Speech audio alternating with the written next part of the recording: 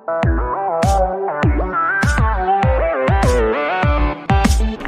good evening dear students, my name is Joy Das. आज আমরা একটা নিউ টপিক নিয়ে আলোচনা করব। সেই টপিকটি হচ্ছে ইউনিটারি মেথড বা ঐকিক নিয়ম।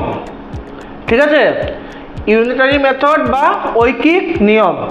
তো ইউনিটারি মেথড বা ঐকিক নিয়ম কি আগে আমরা ভালো করে জেনে নেই। ঠিক আছে, তো ডেফিনেশনটা বুঝে নাও ভালো করে। Unitary method is a numerical process that we use to calculate any value, that is speed, cost, etc.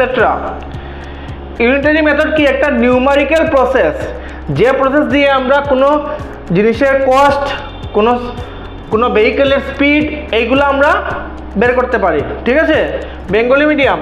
ঐকিক নিয়ম হলো একটি গাণিতিক পদ্ধতি যার সাহায্যে আমরা যে কোনো জিনিসের দাম, গতি ইত্যাদির মান বের করতে পারি। তো ফার্স্ট তোমরা এটা কপি করে নাও।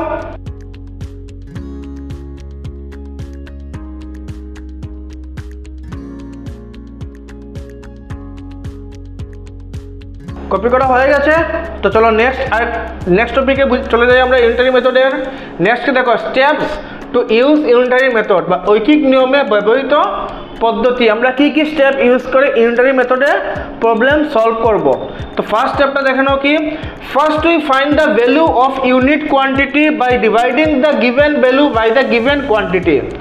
ওই যে বলেছে কি first we find the value of unit quantity. Unit quantity মানে কি, যে ভ্যালুটা দেবে বা যে কোয়ান্টিটিটা দেবে, যে কোনো কোয়ান্টিটি দেওয়া থাকুক না কেন, ফার্স্ট আমরা ওই কোয়ান্টিটির ওয়ানটা বার করব।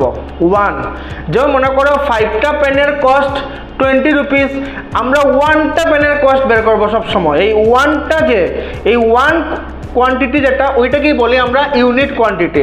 ঠিক আছে, তো ফার্স্ট আমরা গিভেন ভ্যালু দিয়ে ইউনিট কোয়ান্টিটিটা বের করব। Thus we obtain the value of unit quantity. First আমরা ইউনিট কোয়ান্টিটিটা বের করলাম। Bengali medium. প্রথমে আমরা প্রদত্ত মানকে প্রদত্ত পরিমাণ দ্বারা ভাগ করে একক পরিমাণের মান খুঁজে পাই। একক পরিমাণ মানে কি, একটি। ঠিক আছে, একক মানে কি, একটির মান বের করব। এভাবে আমরা একক পরিমাণের মান প্রাপ্ত করি। ঠিক আছে, তো ফার্স্ট তোমরা এটা কপি করে নাও।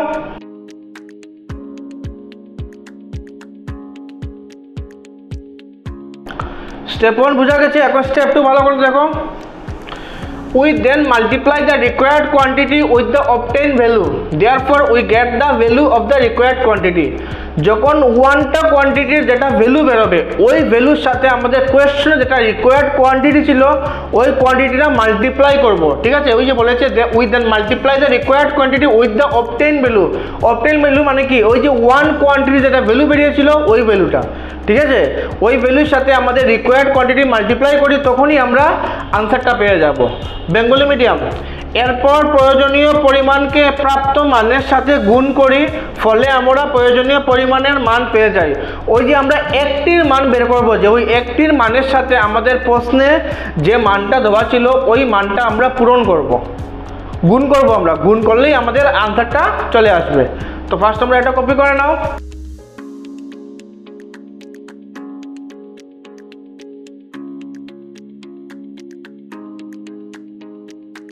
কপি করা হয়ে গেছে।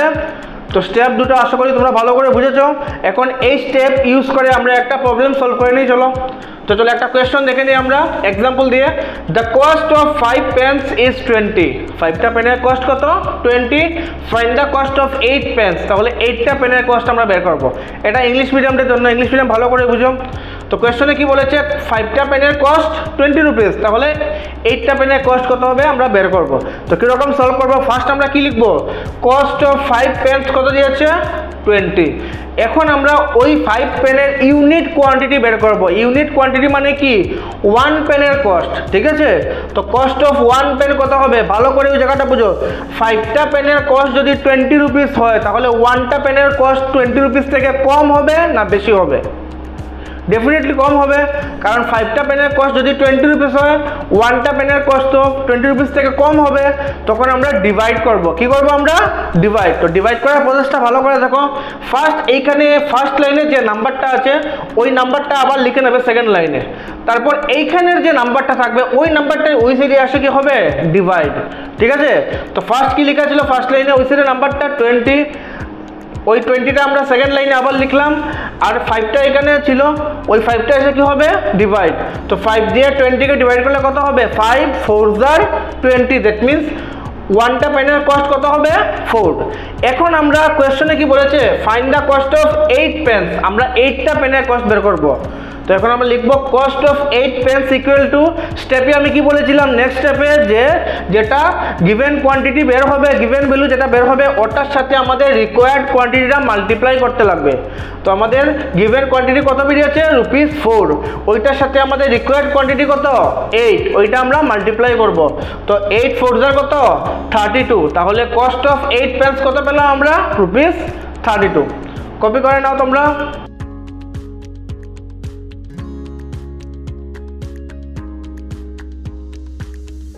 কপি করা হয়ে গেছে। বেঙ্গলি মিডিয়াম এখন তোমাদের বুঝিয়ে দেব, ঠিক আছে? বেঙ্গলি মিডিয়াম ভালো করে দেখো কোয়েশ্চনটা।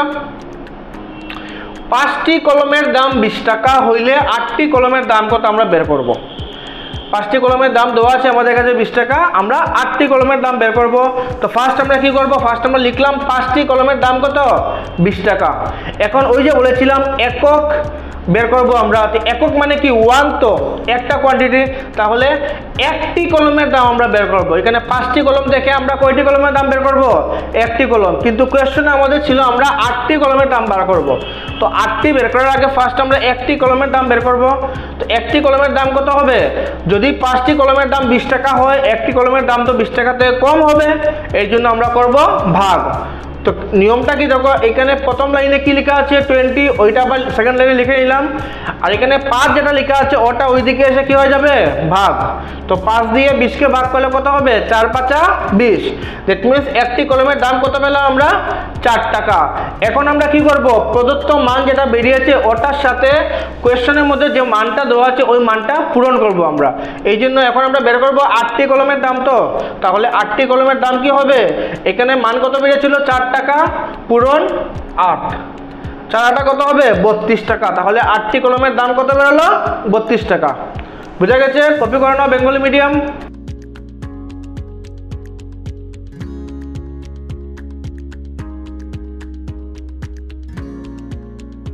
কপি করা হয়ে গেছে, আশা করি তোমরা এবার একটু ক্লিয়ার হয়েছে ইউনিটারি মেথডের উপর। এখন আমরা দেখব যে ইউনিটারি মেথড ইউজ করে আমরা কি কি টাইপের ম্যাথ সলভ করতে পারি, ঠিক আছে? তো usage of unitary method, first দেখো কি, it is use to calculate the percentage of any quantity. যে কোনো কোয়ান্টিটির পার্সেন্টেজ বের করার সময় আমরা ইউনিটারি মেথড অ্যাপ্লাই করতে পারি, ঠিক আছে? বেঙ্গলি মিডিয়াম, ঐকিক নিয়মের সাহায্যে আমরা যে কোনো এককের শতাংশ বের করতে পারি। আমরা যে কোনো এককের শতাংশ এই ঐকিক নিয়মের সাহায্যে বের করতে পারবো, ঠিক আছে? 2 নম্বর দেখো, we can find the manpower required to complete a given amount of work. যে কোনো একটা ওয়ার্কে কতটুক ম্যান পাওয়ার লেগেছে ওই ম্যান পাওয়ারের কোয়ান্টিটিটা আমরা ইউনিটারি মেথড অ্যাপ্লাই করে বের করতে পারবো। বেঙ্গলি মিডিয়াম, ঐকিক নিয়মের সাহায্যে আমরা যে কোনো কাজ সম্পন্ন হওয়ার জন্য লোকের সংখ্যা বের করতে পারি। একটা কাজ করতে কতটুক লোকের প্রয়োজন, সেই লোকের সংখ্যাটা আমরা ঐকিক নিয়মের সাহায্যে বের করতে পারি। তো তোমরা এগুলো কপি করে নাও।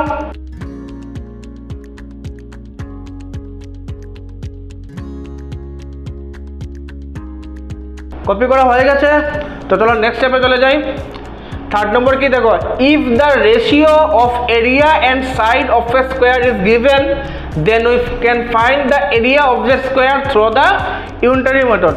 মনে করো স্কোয়ারের এরিয়া আর স্কোয়ারের সাইডের রেশিও দেওয়া আছে। কি দেওয়া আছে? রেশিও, স্কোয়ারের এরিয়া আর স্কোয়ারের সাইডের।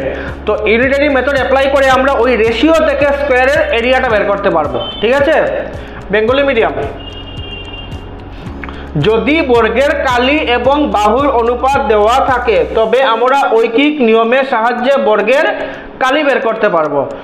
যদি আমাদের কোয়েশ্চনে বর্গের কালি আর বর্গের বাহুর অনুপাত দেওয়া থাকে তখন ঐকিক নিয়মের সাহায্যে আমরা ওই অনুপাত থেকে বর্গের কালি বের করতে পারবো। ঠিক আছে, নেক্সট 4 নম্বর কি দেখো, it is used to find the cost of a certain object if the cost and quantity is provided। যে কোনো একটা অবজেক্টের আমরা কস্ট বের করতে পারবো যদি কস্ট আর কোয়ান্টিটি ওই অবজেক্টের দেওয়া থাকে ইউনিটারি প্রসেসে। ঠিক আছে, বেঙ্গলি মিডিয়াম, ঐকিক নিয়মের সাহায্যে যে কোনো জিনিসের দাম বের করা যাবে যদি দাম এবং পরিমাণ দেওয়া থাকে। যদি যে কোনো একটা জিনিসের দাম আর পরিমাণ দেওয়া থাকে ওই জিনিসের দামটা আমরা ঐকিক নিয়মের সাহায্যে বের করতে পারবো। তো আপ টু 4 অবধি কপি করে নাও তোমরা।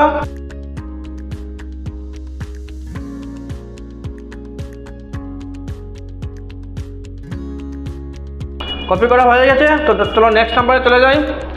5th নম্বর কি, it also helps us to calculate the speed of A vehicle for a given distance.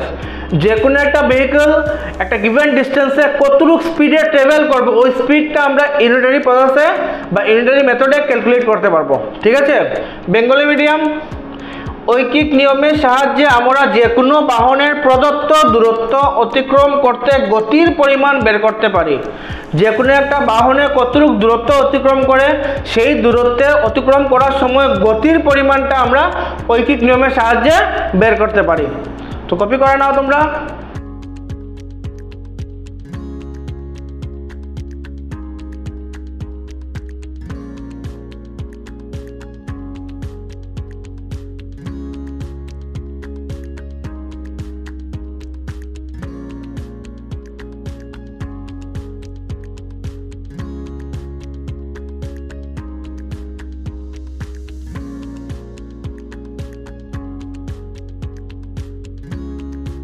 So dear students, আশা করি তোমরা ইউনিটারি মেথড বা ঐকিক নিয়ম ভালো করে বুঝেছো। All the best to everyone. আগামী দিন আমরা এই ম্যাথসের উপর বা এই টপিকের উপর ম্যাথস করব, আমরা ভালো করে ঘরে প্র্যাকটিস করবে। আজকে যেগুলো বুঝিয়েছি আমি ওইগুলো কিন্তু আবার তোমরা ভালো করে দেখবে যাতে নেক্সট দিন যখন ম্যাথস করি তখন তোমাদের কোনো প্রবলেম না হয়। ঠিক আছে, good night to everyone and take care.